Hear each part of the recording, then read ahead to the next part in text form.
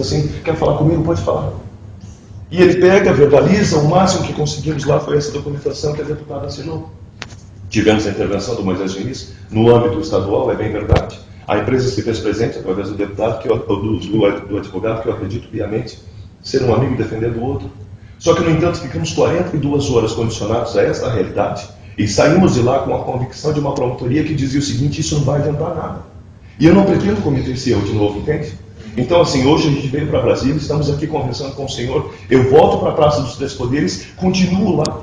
E se na quinta, sexta-feira, alguma coisa acontecer, que o SAMU me leve embora. Só que eu não suporto mais isso e represento 1 milhão de pessoas. Eu tenho 33 anos, eu sou um jornalista formado, trabalhei com rádio ao longo de 14 anos, e eu abri mão disso, não porque a ganância me corrompeu. Só que existiam oportunidades onde o pobre assalariado estava condicionado a 600 e poucos reais por mês, e que o negócio lhe favoreceria ele ganhar 800. Nós estamos falando da linha chão de fábrica, que é a realidade brasileira. E escancaradamente verdadeira é a realidade do Acre, porque 95% da receita daquele estado é oriunda do governo. E 72 mil pessoas, que equivalem a 72 mil CPFs, e diretamente são 72 mil votos, mudaria essa realidade se o povo assim desejasse. E isso os intimidou. E não é segredo, eu não sei se o senhor já teve o desprazer de ir para lá. Só que chegando lá, se você se fere, você precisa de uma receita onde você precisa comprar a gaze e a luva para que o enfermeiro possa te cuidar da ferida que você tem. E essa é a realidade de lá.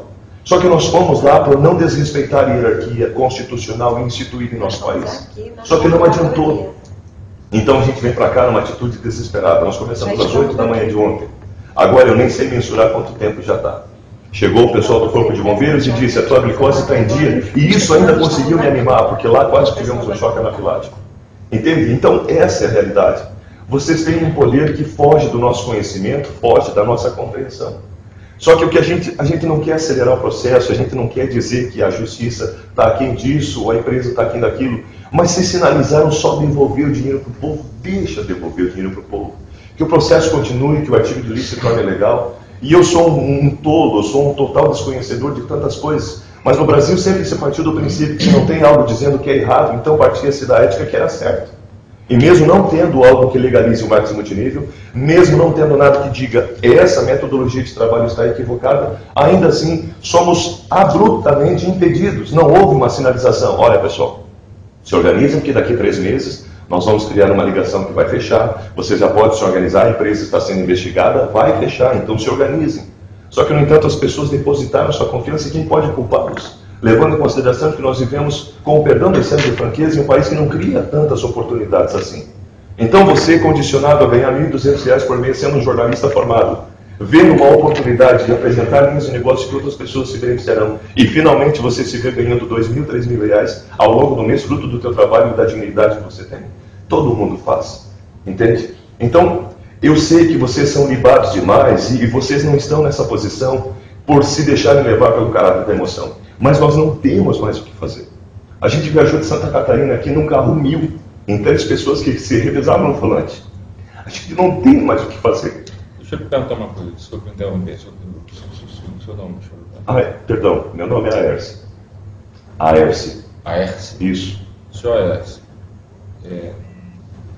eu vou usar da franqueza e da lealdade que me acompanha ao longo de 24 anos no Ministério Federal que eu tenho. Eu conheço a realidade do Acre, não sou do Norte, sou do Nordeste, sou do Maranhão, um estado muito pobre, eu acho que é o estado mais pobre da Federação, o IDH mais baixo da Federação. E trabalhei na região Norte, Pará, tive um caso no Acre, 15 anos, conheço muito bem a realidade a qual o senhor está se referindo. E em todas as questões das quais eu participei, eu sempre usei muita franqueza e lealdade com os meus parceiros interlocutores. E vou usar agora também com o senhor deputado, com a senhora deputada, com o senhor advogado. É preciso a gente definir bem os papéis que cabem a cada um dos atores envolvidos nessa questão. Os parlamentares, o advogado, vocês são usuários, acreditaram numa oportunidade de trabalho digna. O deputado Arcelino, a deputada Antônia Lúcia, não tem diretamente o condão de resolver esse problema seu. Eles sabem disso e já devem ter dito isso para o senhor. E eles não estão errados porque eles não têm esse poder de resolver isso agora, porque eles têm limitações também, institucionais. Eles são parlamentares e fazem leis. E aí eles cabem fazer o que eles fizerem e bem fizeram. Apresentar um projeto de lei tentando legalizar, a atuação do marketing multinível. Cumprir um papel institucional adequadamente. Então, agindo enquanto integrantes da Comissão de Direitos Humanos e buscando otimizar e agilizar uma solução do problema que é grave, sem dúvida alguma, é grave. Nós somos aqui Procuradoria-Geral da República, Ministério Público Federal. E eu vou ser muito franco com o senhor, nós não temos ingerência direta no Ministério Público do Acre. O Procurador-Geral da República não pode determinar nada ao Procurador-Geral de Justiça do Acre, ao promotor e principalmente ao juiz que deu essa liminar. Só quem tem o poder de cassar essa liminar desse juiz lá do Acre é o Tribunal de Justiça do Acre. Nós não temos esse poder. Não temos. E nós não temos poder sequer de atuar nesse processo, porque esse processo está na Justiça dos Estados, do Estado do Acre. O senhor advogado sabe disso. O advogado da empresa sabe disso. Então é uma situação muito delicada, porque nós temos vários papéis institucionais e cada qual com suas limitações institucionais. O Congresso tem uma limitação e nós da Procuradoria-Geral também temos uma limitação, porque a gente não tem como agir nesse caso. Nós só podemos agir nesse caso se na medida em que ele vier para a esfera federal. E eu não sei lhe dizer, sinceramente, se ele vier para a Justiça Federal, qual vai ser a atuação que vai caber ao Procurador da República lá do Acre ou de qualquer estado da federação. Então, se nós vamos encontrar uma solução, nós temos que construir a solução. Vamos construir agora.